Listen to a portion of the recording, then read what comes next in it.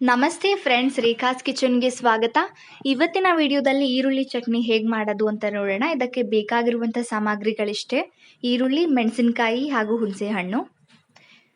ಒಂದು ಪ್ಯಾನ್ಗೆ 3 4 ಚಮಚ ಆಗುವಷ್ಟು ಎಣ್ಣೆಯನ್ನು ಹಾಕಿ, ಎಣ್ಣೆ ಸ್ವಲ್ಪ ಕಾದ ನಂತರ ನಾನಿಲ್ಲಿ 8 ಮೀಡಿಯಂ ಸೈಜ್ ಈರುಳ್ಳಿಯನ್ನು ಕಟ್ ಮಾಡಿ ಹಾಕೋತಾ ಇದ್ದೀನಿ.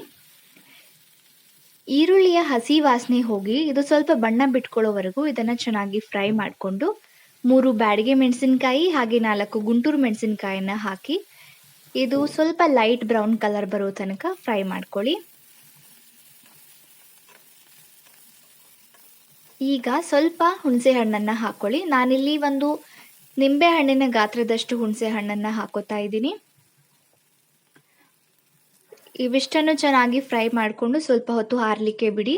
ಅದಾದ ನಂತರ ಒಂದು ಮಿಕ್ಸರ್ ಜಾರ್ನಲ್ಲಿ ಹಾಕಿ ರುಚಿಗೆ ತಕ್ಕಷ್ಟು ಉಪ್ಪನ್ನು ಸೇರಿಸ್ಕೊಂಡು ಚೆನ್ನಾಗಿ ಗ್ರೈಂಡ್ ಮಾಡ್ಕೊಳ್ಳಿ. ಗ್ರೈಂಡ್ ಮಾಡಿದ ನಂತರ ಒಂದು ಕಡಾಯಿಗೆ ಸ್ವಲ್ಪ ಎಣ್ಣೆ, ಸಾಸಿವೆ ಹಾಗೂ ಕರಿಬೇವಿನ ಸೊಪ್ಪನ್ನು ಹಾಕಿ ರುಬ್ಬಿಟ್ಕೊಂಡಿರುವಂಥ ಮಿಶ್ರಣವನ್ನು ಇದಕ್ಕೆ ಸೇರಿಸ್ಕೊಂಡು ಇದು ಕುದಿ ಬರೋ ತನಕ ಚೆನ್ನಾಗಿ ಬೇಯಿಸ್ಕೊಂಡ್ರೆ ಈರುಳ್ಳಿ ಚಟ್ನಿ ರೆಡಿ ಆಗಿಬಿಡತ್ತೆ.